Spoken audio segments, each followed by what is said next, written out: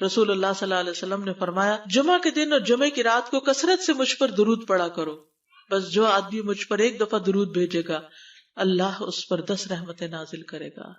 اللہم صلی علی محمد۔ رسول اللہ صلی اللہ علیہ وسلم نے فرمایا تمہارے افضل دنوں میں سے جمعے کا دن ہے، اسی دن آدم علیہ السلام پیدا کیے گئے، اسی دن ان کی روح قبض کی گئی، اسی دن سور پھونکا جائے گا اور اس دن سب لوگ بے ہوش ہوں گے، اس لیے اس دن مجھ پر کثرت سے درود بھیجا کرو کیونکہ تمہارا درود مجھ پر پیش کیا جاتا ہے۔ کہتے ہیں لوگوں نے پوچھا یا رسول اللہ ہمارا درود آپ پر کس طرح پیش کیا جائے گا جبکہ آپ کا جسم بوسیدہ ہو چکا ہوگا؟ تو آپ نے فرمایا بے شک اللہ عز و جل نے انبیاء کے جسموں کو زمین پر حرام کر دیا ہے، یعنی فرشتوں کے ذریعے آپ تک درود پہنچایا جاتا ہے۔ انبیاء کے جسموں کو مٹی نہیں کھاتی، صحیح سلامت ہوتے ہیں ان کے جسم۔ سورۃ الکہف پڑھنا، نبی صلی اللہ علیہ وسلم نے فرمایا جو شخص جمعہ کے دن سورۃ الکہف پڑھتا ہے تو اس کے لیے دوسرے جمعے تک نور روشن رہتا ہے۔ غسل کرنا، ہر بالغ پر جمعہ کے لیے جانا ضروری ہے اور ہر وہ شخص جس پر جمعہ کے لیے جانا ضروری ہے اس پر غسل ہے، یعنی اس کو لازمی غسل کرنا چاہیے، الا یہ کہ کوئی مجبوری ہو۔ تو آپ اپنا اسکیجول اس طرح بنائیں نا کہ جیسے اگر آپ ہر روز نہاتے ہیں پھر تو کوئی مسئلہ نہیں، لیکن اگر آپ ایک دن چھوڑ کے ایک دن نہاتے ہیں تو آپ پھر اس طرح اسکیجول کریں کہ جیسے آپ منڈے کو نہائے، پھر وینسڈے کو نہائے، پھر جمعے کو نہائے، پھر آپ سیٹرڈے سنڈے اگر نہیں بھی نہاتے پھر منڈے، تو اس طرح آپ جمعے کو مس نہیں کریں گے۔ یہ نہیں کہ جمعرات کو نہا کے جمعہ کو چھوڑ دیا یا جمعہ چھوڑ کے ہفتے کو نہائے، ایسا نہیں کرنا چاہیے۔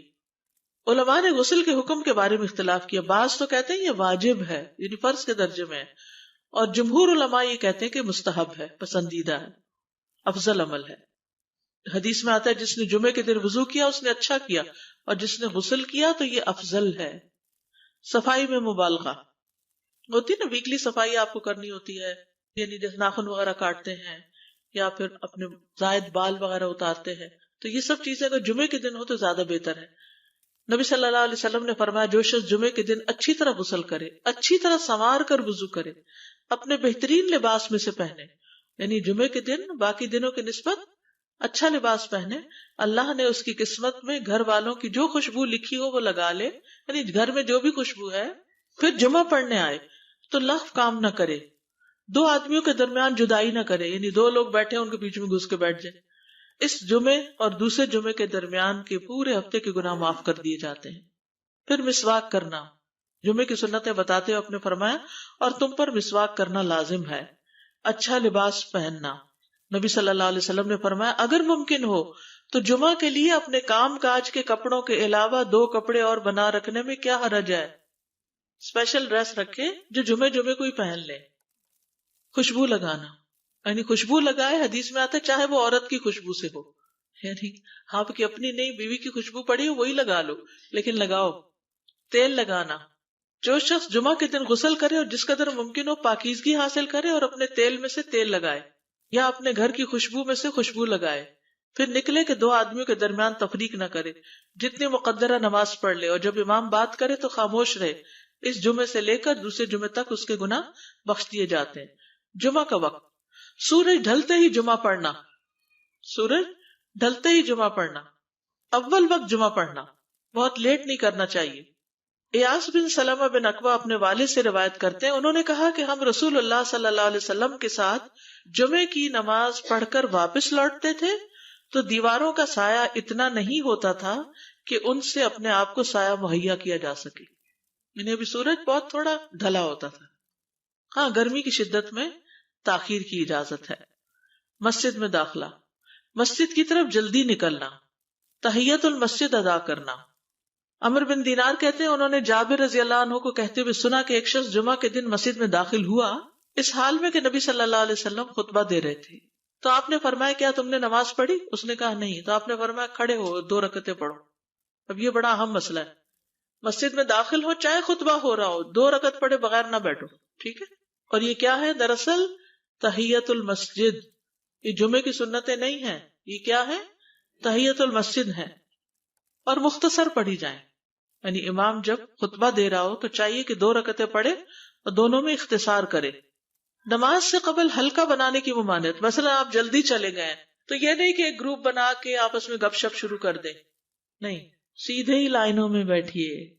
انتظار کا وقت کیسے گزاریں گے؟ نفل پڑھ کے بیٹھ گئے، ذکر اذکار کریں، قبلے کی طرف رخ کر کے لائنوں میں بیٹھیں، حلقہ نہیں بنائیں، بیٹھ کے خرید و فروخت نہیں کریں، تاخیر سے آنے پہ گردنیں پھلانگ کے نہ آگے جائیں۔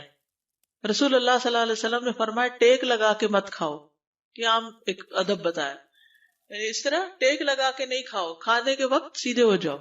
چھنے ہوئے آٹے کی روٹی نہ کھاؤ، میدا۔ مسجد میں کوئی جگہ مقرر نہ کرو کہ یہ میری جگہ ہے، آپ کیوں آج یہاں کھڑی ہو گئی، کہ تم اسی میں ہی نماز پڑھو۔ کچھ لوگ ہوتے ہیں نا، آ کے مخصوص جگہ ہی پڑھتے ہیں، اگر کوئی اور وہاں ہو جائے ڈسٹرب ہو جاتے ہیں۔ اور جمعہ کے دن لوگوں کی گردنیں نہ پھلانگو، ورنہ اللہ تمہیں قیامت کے دن لوگوں کے لیے پل بنا دے گا۔ کیونکہ بہت اذیت کی بات ہے نا، آپ بیٹھے ہیں لوگ باقاعدہ بعض اوقات کندھوں پہ ہاتھ رکھ کے اس کو تنگ کر اس کو تنگ کر، تو یہ نہیں کرنا چاہیے۔ اگر آپ کو اٹھنا بھی پڑ گیا بیچ میں تو واپسی پہ پیچھے کھڑے ہو جائیے، اگلی لائن مل جائے گی۔ جی یہ تو بہت ضروری بات آپ نے کی کہ جب لوگ مسجد آئے تو پہلی صف میں بیٹھے، یعنی پہلی چھوڑ کے آخری میں بیٹھ جائیں اور پھر لوگ ان کی گردنیں پلانگتے رہیں، دوسروں کے لیے فتنہ بننا۔ جابر بن عبداللہ رضی اللہ عنہ سے روایت ہے کہ جمعے کے دن رسول اللہ صلی اللہ علیہ وسلم خطبہ ارشاد فرما رہے تھے کہ ایک آدمی مسجد میں داخل ہوا، وہ قریب آ کر بیٹھنے کے لیے لوگوں کے اوپر سے گزرنے لگا۔ رسول اللہ صلی اللہ علیہ وسلم نے فرمایا بیٹھ جاؤ، تحقیق تم نے لوگوں کو تکلیف پہنچائی اور دیر سے آئے۔ یہ عربی کے الفاظ بڑے خوبصورت ہیں، اجلس فقد آذیت و آنیت، کتنی جامع زبان ہے یہ، اجلس فقط آذیت، تو نے اذیت دی، و آنیت، اور دیر سے آئے۔ ہاں تو اس سے منع کیا گیا۔ کسی کو اس کی جگہ سے نہ اٹھانا۔ جابر رضی اللہ عنہ نبی صلی اللہ علیہ وسلم سے روایت کرتے ہیں، آپ نے فرمایا تم میں سے کوئی شخص جمعہ کے دن اپنے بھائی کو کھڑا نہ کرے کہ پھر دوسری طرف سے آ کر اس کی جگہ پہ خود بیٹھ جائے، بلکہ جو آئے وہ کہے جگہ کشادہ کرو، ہمارے لیے بھی جگہ بناؤ، یہ کہے۔ خطبہ جمعہ اور اس کے آداب۔ خطبہ جمعہ کی اہمیت، جب اذان ہو جائے تو کیا کرے انسان؟ مسجد کی طرف دوڑ پڑے۔ تو مسجد میں جماعت تو نہیں ہو رہی ہوگی، پہلے کیا ہو رہا ہوگا؟ خطبہ ہو رہا ہوگا۔ امام کا خطبے سے پہلے سلام کرنا۔ نبی صلی اللہ علیہ وسلم جب ممبر پر چڑھتے تو حاضرین کو السلام علیکم کہتے۔ امام کا کھڑے ہو کر خطبہ دینا۔ رسول اللہ صلی اللہ علیہ وسلم کھڑے ہو کر خطبہ دیتے، پھر بیٹھ جاتے، پھر کھڑے ہوتے اور کھڑے ہو کر خطبہ دیتے، یعنی بیچ میں تھوڑا سا بیٹھ بھی جاتے تھے۔ جس نے تمہیں یہ خبر دی کہ آپ بیٹھ کر خطبہ دیتے تھے تو تحقیق اس نے جھوٹ بولا، بس یقیناً اللہ کی قسم میں نے آپ کے ساتھ 2000 سے زائد نمازیں پڑھی ہیں، یعنی جن میں بہت سے جمعے بھی آئے ہیں، تو ایسا کچھ نہیں۔ امام کا 2 خطبے دینا، یعنی کھڑے تھے پہلے، پھر ذرا بیٹھ گئے، پھر دوسری دفعہ اٹھے، تو یہ 2 خطبے ہو گئے۔ مختصر خطبہ دینا۔ آپ کے خطبات چند کلمات ہوا کرتے تھے، بہت لمبی تقریریں نہیں، آپ کا خطبہ درمیانہ ہوتا تھا۔ نبی صلی اللہ علیہ وسلم نے فرمایا آدمی کا نماز کو لمبا کرنا اور خطبے کو مختصر کرنا اس کی سمجھداری کی علامت ہے۔ بس نماز لمبی کرو اور خطبہ مختصر کرو، کیونکہ بعض بیان جادو جیسا اثر رکھتے ہیں، یعنی تھوڑے بھی بات کرو گے تو دل میں چلی جائے گی۔ نماز پہ زیادہ توجہ۔ نبی صلی اللہ علیہ وسلم کا خطبے میں سورۃ قاف پڑھنا۔ حارثہ بن نعمان کی بیٹی سے روایت ہے، کہتی ہے کہ میں نے سورۃ قاف رسول اللہ صلی اللہ علیہ وسلم سے سن کر حفظ کر لی۔ آپ ہر جمعے کو خطبے میں پڑھا کرتے تھے۔ سامعین کا امام کی طرف رخ کرنا، یعنی جمعے کے دن یہ نہیں کہ آپ کرسی لگا کے کسی اور طرف منہ کر کے بیٹھ جائیں اور جب جماعت ہو تو پھر صف میں کھڑے، نہیں، آپ صف میں بیٹھے ہو، کس طرف منہ ہو؟ قبلہ رخ ہو، امام سامنے ہی ہوگا نا قبلے کی طرف۔ ایک صحابی کہتے کہ جب آپ ممبر پہ چڑھتے تو ہم اپنے چہروں کے ساتھ آپ کی طرف متوجہ ہوتے، ادھر ادھر نہیں دیکھتے تھے خطبے کے دوران۔ امام کے قریب بیٹھنا۔ اللہ کے نبی صلی اللہ علیہ وسلم نے فرمایا ذکر میں حاضر ہوا کرو، یعنی خطبہ میں، اور امام کے قریب بیٹھا کرو، بے شک آدمی دور ہوتا رہتا ہے حتیٰ کہ وہ جنت میں بھی پیچھے ہی ہوگا اگرچہ وہ اس میں داخل بھی ہو جائے۔ یہ تاخیر کی اتنی مذمت ہے۔ خاموشی سے خطبہ سننا، یعنی بات نہیں کرنی چاہیے، کوئی اہم بات بھی نہیں پوچھنی چاہیے۔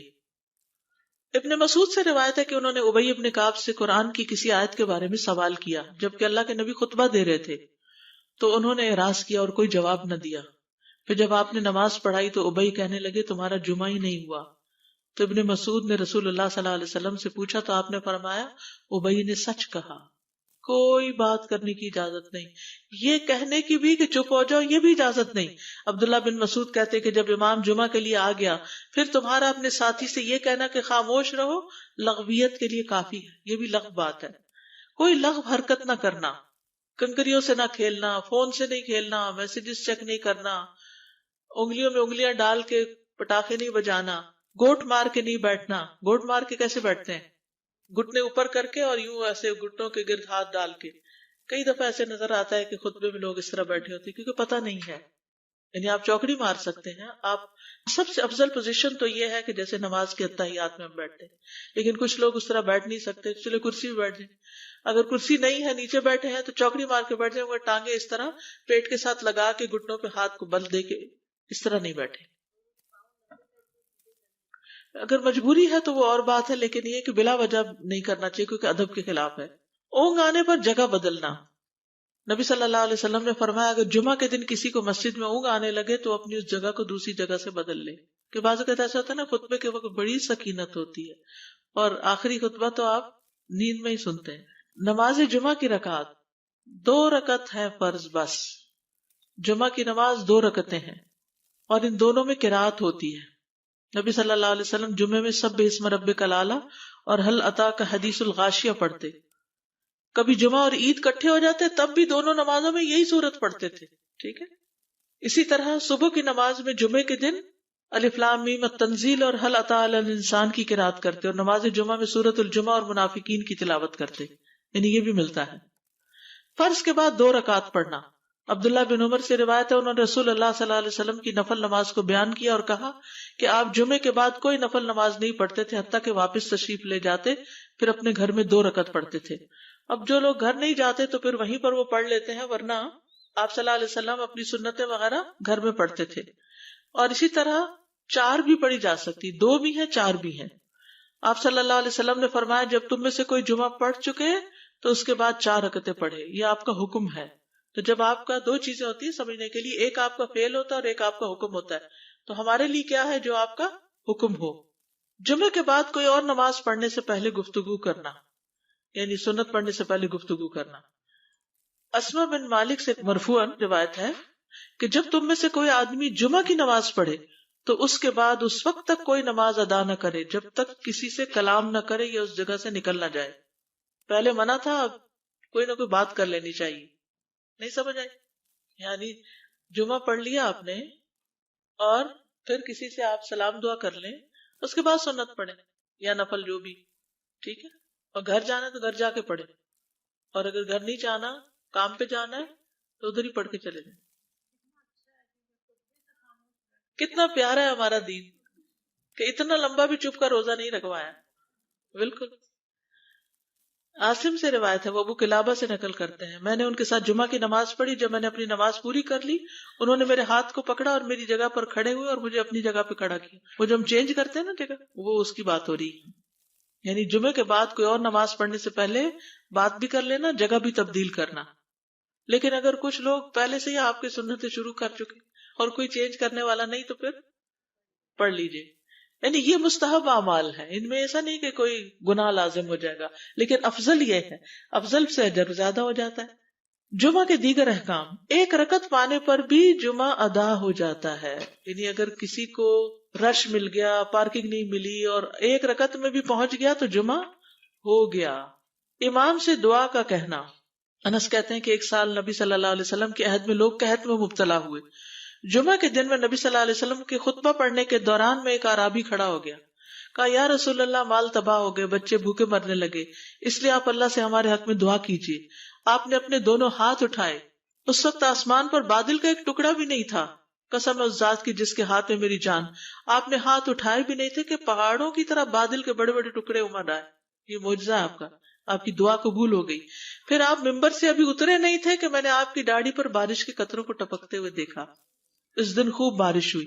پھر دوسرے دن، تیسرے، چوتھے، حتیٰ کہ دوسرے جمعے تک سلسلہ جاری رہا.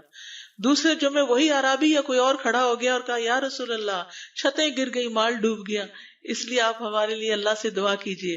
چنانچہ آپ نے اپنے دونوں ہاتھ اٹھائے اور فرمایا اے میرے اللہ، ہمارے ارد گرد برسا، ہم پر نہ برسا. اور بدلی کے جس طرف اشارہ کرتے وہ بدلی ہٹتی جاتی اور مدینہ ایک حوض کی طرح ہو گیا. وادی کنات 1 مہینے تک بہتا رہا. جو شخص بھی کسی علاقے سے آتا تو اس پر بارش کا حال بیان کرتا. جیسے ہوتا ہے نا کوئی فلڈ آ جائے یا کچھ ہریکین، تو پھر ہر کوئی موضوع گفتگو ہو جاتا ہے. جمعہ کے بعد قیلولہ کرنا. انس کہتے ہیں کہ ہم لوگ جمعہ کے دن سویرے نکلتے اور جمعہ کی نماز کے بعد قیلولہ کرتے تھے. جمعہ کے بعد کھانا کھانا. سہل کہتے ہیں کہ ہم نہ تو قیلولہ کرتے نہ دوپہر کا کھانا کھاتے مگر جمعے کے بعد. لنچ کب ہے؟ جمعے کے بعد. جمعے کو قیام و سیام کے لیے خاص کرنے کی ممانعت ہے، یعنی اس دن کی رات کو شب جمعہ منانا کہ اس رات پوری عبادت کریں گے، یہ سنت سے ثابت نہیں. ٹھیک ہے. اور دن کو روزے کے لیے خاص کرنا یہ بھی سنت سے ثابت نہیں، الا یہ کہ کوئی معمول کا روزہ رکھتا ہے، ایام 20 کا روزہ ہے تو وہ اور بات ہے. ابو ہریرہ سے روایت ہے کہ میں نے رسول اللہ صلی اللہ علیہ وسلم کو فرماتے ہوئے سنا، تم میں سے کوئی شخص جمعہ کے دن روزہ نہ رکھے مگر یہ کہ اس کے ایک دن پہلے یا اس کے بعد کا دن ملا کر روزہ رکھے. جمعہ کے دن خرید و فروخت کی ممانعت ہے. جمعہ کے دن جب نماز کے لیے پکارا جائے تو اس وقت اللہ نے خرید و فروخت سے منع کیا ہے. وَذَرُوا الْبَيْعَ، اس دن کاروبار حرام ہے. اور یہ جمعے کی دوسری اذان کے ساتھ تعلق رکھتا ہے، یعنی صبح صبح کام کر سکتے ہیں لیکن اذان ہوتے ہی چھوڑ دیں، اور جب پھر جمعہ سے فارغ ہو جائے تو دوبارہ دکان پہ جا کے بیٹھ جائیں. جابر بن عبداللہ کہتے ہیں کہ نبی صلی اللہ علیہ وسلم جمعہ کے دن خطبہ ارشاد فرما رہے تھے کہ مدینہ میں ایک تجارتی قافلہ آیا. رسول اللہ صلی اللہ علیہ وسلم کے صحابہ اس کی طرف لپک پڑے اور آپ کے پاس مسجد میں صرف 12 آدمی بچے. تو رسول اللہ صلی اللہ علیہ وسلم نے یہ صورت دیکھ کر فرمایا، اس ذات کی قسم جس کے ہاتھ میں میری جان ہے، اگر تم سارے کے سارے چلے جاتے اور کوئی بھی باقی نہ بچتا تو اس وادی میں آگ بہہ پڑتی. یعنی اتنا بڑا جرم ہے یہ. پھر یہ آیت نازل ہوئی، وَإِذَا رَأَوْا تِجَارَةً أَوْ لَهْوًا انفضوا إِلَيْهَا وَتَرَكُوكَ قَائِمًا، جب وہ کوئی سودا بکتا دیکھیں یا کوئی تماشا نظر آ جائے تو اس کی طرف دوڑ جاتے ہیں اور آپ کو کھڑا ہی چھوڑ دیتے ہیں. راوی کہتے ہیں جو 12 آدمی رسول اللہ صلی اللہ علیہ وسلم کے ساتھ رہے ان میں ابو بکر اور عمر رضی اللہ عنہ بھی شامل تھے. جمعے کے دن قبولیت کی گھڑی ہوتی ہے، اس وقت اللہ سے بھلائی مانگنی چاہیے. رسول اللہ صلی اللہ علیہ وسلم نے فرمایا، جمعے کے دن میں ایک گھڑی ایسی ہے کہ کوئی مسلمان اللہ سے کسی خیر کا سوال کرتے ہوئے اس کی موافقت نہیں کرتا مگر اللہ اسے وہی خیر عطا کر دیتا ہے. فرمایا یہ ایک چھوٹی سی گھڑی تھوڑی دیر کے لیے ہوتی ہے اور یہ ہر جمعے کو ہوتی ہے. ٹھیک ہے. اور خصوصاً نماز میں بھی اگر کوئی دعا کر رہا ہوتا ہے نا انسان تو وہ بھی قبول ہو جاتی ہے. نماز میں دعا کہاں ہوتی ہے؟ شروع میں ہوتی ہے، رکوع میں ہوتی ہے، سجدے میں ہوتی ہے، تشہد میں ہوتی ہیں. تو اگر یعنی جمعہ پڑھ رہے ہیں اور بیچ میں دعائیں آ گئی ہیں تو ہو سکتا ہے وہی گھڑی آ گئی ہو اور آپ کی دعا قبول ہو جائے. اور یہ تورات میں بھی اس کا ذکر تھا. ابو ہریرہ رضی اللہ عنہ کہتے ہیں کہ رسول اللہ صلی اللہ علیہ وسلم نے فرمایا، بہترین دن جس میں سورج طلوع ہوتا ہے جمعہ کا دن ہے. اس دن میں ایک گھڑی ایسی ہے کہ نماز کی حالت میں اگر کوئی مسلمان بندہ اللہ عز و جل سے کچھ طلب کرے تو وہ اس کو ضرور دیتا ہے. کعب نے کہا ایسا سال میں ایک مرتبہ ہوتا ہے؟ تو میں نے کہا نہیں بلکہ ہر جمعہ کو ہوتا ہے. کہتے ہیں پھر کعب نے تورات پڑھی تو کہا نبی صلی اللہ علیہ وسلم نے سچ فرمایا. ابو ہریرہ رضی اللہ عنہ کہتے ہیں کہ میں بعد میں عبداللہ بن سلام سے ملا اور ان سے اپنی اور کعب کی مجلس کا بتایا تو عبداللہ بن سلام رضی اللہ عنہ نے کہا میں جانتا ہوں وہ گھڑی کب آتی ہے. ابو ہریرہ نے کہا مجھے بھی بتائیے. انہوں نے کہا وہ جمعہ کے دن میں آخری گھڑی ہے. میں نے کہا یہ جمعے کے دن کی آخری گھڑی کیسے ہو سکتی ہے؟ حالانکہ رسول اللہ صلی اللہ علیہ وسلم نے فرمایا جو مسلمان بندہ اس کو نماز پڑھتے ہوئے پائے. اس وقت میں کوئی نماز نہیں پڑھی جاتی. تو عبداللہ بن سلام نے کہا کیا رسول اللہ صلی اللہ علیہ وسلم نے یہ نہیں فرمایا جو شخص نماز کے انتظار میں بیٹھا رہے وہ گویا نماز ہی کی حالت میں ہے حتیٰ کہ نماز پڑھ لے؟ کہتے ہیں میں نے کہا ہاں. تو انہوں نے کہا بس یہی ہے، یعنی اس وقت کیا کرنا چاہیے؟ آخری گھڑی میں وضو وغیرہ کر کے مغرب کی نماز کے انتظار میں بیٹھ کے دعائیں کریں، اذان ہو تو نماز پڑھ لیں. عصر کے بعد سے مغرب تک کا وقت ہے. انس بن مالک سے روایت ہے کہ نبی صلی اللہ علیہ وسلم نے فرمایا جمعہ کے دن اس گھڑی کو جس میں دعا کی قبولیت کی امید کی جاتی ہے عصر سے لے کر سورج ڈوبنے تک کے درمیان تلاش کرو اور دن کی آخری گھڑی ہے. تو اللہ سبحانہ وتعالی ہمیں اس دن کی برکتوں سے فائدہ اٹھانے کی توفیق عطا فرمائے.